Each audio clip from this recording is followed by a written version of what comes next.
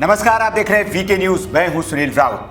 कंगना रनौत के ऑफिस पर बुलडोजर चलवाने की जल्दबाजी दिखाकर बीएमसी फंस गई है और उसके साथ बीएमसी को चलाने वाली शिवसेना भी बुरी तरह फंस गई है। राजनीतिक द्वेष से की गई इस कार्रवाई की चौतरफा निंदा हो रही है। एक एक्ट्रेस के खिलाफ पूरी सरकार की साजिश की दुनिया आलोचना कर रही है। अभिव्यक्ति की आजादी का बुलडोजर चलवाकर गला घोटने के कुत्सित प्रयास पर जमाना थू थू कर रहा है, लेकिन कहते हैं लगेगी आग तो आएंगे घर कई जद में। यहां पे सिर्फ हमारा मकान थोड़ी है। उद्धव ठाकरे की शिवसेना शासित बीएमसी ने कंगना के ऑफिस पर लाव लश्कर के साथ सुनियोजित हमला कर उसे बर्बाद तो कर दिया, लेकिन अब बर्बादी की आंच उसके घर तक भी पहुंच रही है। लोग सवाल कर रहे हैं कि क्या मुंबई में बने हुए सारे शिवसेना के ऑफिस वैध हैं, और अगर नहीं तो इन सारे ऑफिसों पर भी बीएमसी को बुलडोजर चलवाना चाहिए। मुंबई में कितनी इमारतें हैं जो अवैध तरीके से बनी हैं, उन पर बीएमसी इतनी फुर्ती क्यों नहीं दिखा रही है? लेकिन किसी कोने में दबे पड़े इन सवालों को बीएमसी ने कंगना के ऑफिस पर बुलडोजर चलवाकर खोद कर बाहर निकाल दिया है।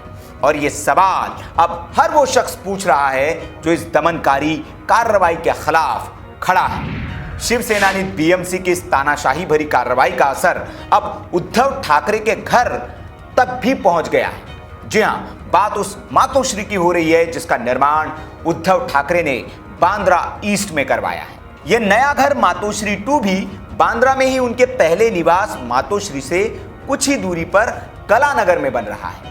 बांद्रा ईस्ट की जिस जमीन पर उद्धव ठाकरे ने मातोश्री 2 बिल्डिंग खड़ी की है, उस जमीन की वास्तविक कीमत जो चाहे हो, उद्धव ठाकरे ने उसे 11.6 करोड़ रुपए में खरीदा है और यहां 8 मंजिला एक इमारत बनाई है जिसमें कई ट्रिप्लेक्स अपार्टमेंट बनाए गए हैं। हालांकि उद्धव ठाकरे ने जब यह प्लॉट खरीदा था तब वे सीएम नहीं थे। इसे उन्होंने 4 साल पहले ये खरीद लिया था जब वे बीजेपी के साथ सत्ता में साझीदार थे। इस जमीन का क्षेत्रफल 10,000 स्क्वायर फीट से ज्यादा बताया जाता है, जिसमें बेसमेंट, स्टिल्ट और 8 ऊपरी फ्लोर बनाए गए हैं। इसके अलावा हर ट्रिप्लेक्स फ्लैट में लिविंग रूम के डिजाइन में 2 फ्लोर की हाइट रखी गई है। हर फ्लैट में 5 बेडरूम के साथ एक स्टडी रूम भी दिया गया है।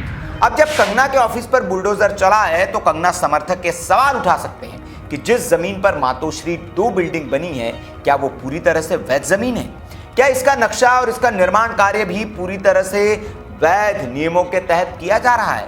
कंगना के अवैध फ्लैट को तोड़ने वाली बीएमसी क्या इस जमीन की भी जांच करेगी? जाहिर है यह अभी सवाल उठने शुरू हुए हैं, तो कुछ लोगों ने इसकी पड़ताल भी शुरू कर दी है और आने वाले दिनों में हो सकता है यह मामला अदालत की चौखट पर भी पहुंच जाए, क्योंकि शिवसेना की सत्ता वाली बीएमसी ने कंगना से पंगा लेकर उद्धव ठाकरे को बुरी तरह फंसा दिया। इस मामले पर वे गठबंधन में भी अकेले ही नजर आ रहे हैं। न तो उन्हें शरद पवार का साथ मिल रहा है, न ही कांग्रेस का, क्योंकि दोनों ही बीएमसी की इस कार्रवाई का विरोध कर इसे गैर जरूरी बता चुके हैं। कांग्रेस नेता संजय निरुपम ने तो यह तक कह दिया है कि कहीं कंगना के ऑफिस से शुरू हुई ये तोड़ने की कार्रवाई शिवसेना के ऑफिसों तक न जा पहुंचे। हालांकि वक्त की नजाकत को समझते हुए शिवसेना ने इस कार्रवाई से अपने आप को अलग कर लिया है और इसे बीएमसी की कार्रवाई बताकर उससे पल्ला झाड़ दिया। लेकिन दुनिया जानती है कि बीएमसी ने किसके इशारे पर इतनी फुर्ती दिखाई और कंगना के ऑफिस को कोरोना काल में स्टे के बावजूद ध्वस्त कर दिया। खबर पर आपकी क्या राय है? कमेंट बॉक्स में आप हमें जरूर बताएं। वीडियो अच्छा लगा हो तो लाइक करें, शेयर करें और ऐसी खबरों के लिए आप हमारे चैनल को सब्सक्राइब कर लीजिए। वीडियो अगर आप फेसबुक पर देख रहे हैं तो पेज को जरूर लाइक करें। वीडियो देखने के लिए आपका बहुत बहुत आभार। जय हिंद, वंदे मातरम।